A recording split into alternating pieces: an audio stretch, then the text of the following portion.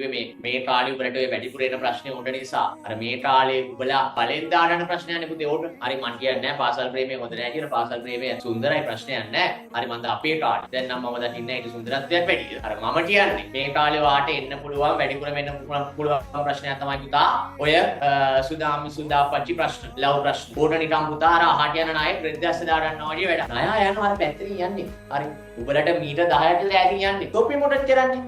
ඕටව අල්ල ගන්නව නැට්ටෙන් අල්ලගෙන හරි බලෙන් අල්ලලා කොහොමද පස්සෙන් පනලා ගිහලා පස්සෙන් ගිහලා නැට්ටෙන් අල්ලගන්න අල්ලගෙන නැට්ටෙන් දාන්න ඕටව රණි සමස් ඊට පස්සේ චුට්ටක් මේ වෙන්න බෑ කෑවෝ කියලා ඔට්ටනේ ඇත්තම ඔය දැන් ඉන්න සුදාම්මි හරි සුදාප්පච්චි හරි දාගන්න තොපි පට්ට කරනවා පස්සෙන් යනවා ලියුම් දෙනවා මැසේජ් දානවා නිස දැස් ලියනවා ටවි ලියනවා ඒ වලට වැඩ ප්ලෑන් කරන්න පට්ට විදිහට ඔබට මොලේ තියෙනවා වෙලාවක් තියෙනවා හැබැයි පාඩම් කරන්න ප්ලෑන් කරන්න තමයි ඔබට වෙලාවක් නැහැ එහෙම අර පස්සෙන් ගිහිලා මොන දාගන්නවා දාගෙන අනේ අම්මේ ඒ සුදාම්මියා චුට්ටක් මූණ නිකන් අර ඇඹුල් කරන් හිටියා අනේ අයි බබා ඊට පස්සේ නලපන්නවා ඒ සුදාම්මිට පැනඩෝල් මොකටද හරි මේ ඔලුවට ඇට්ටු මට්ටියම හැදුනාම පැන්ඩෝල් පොවන්න ඕන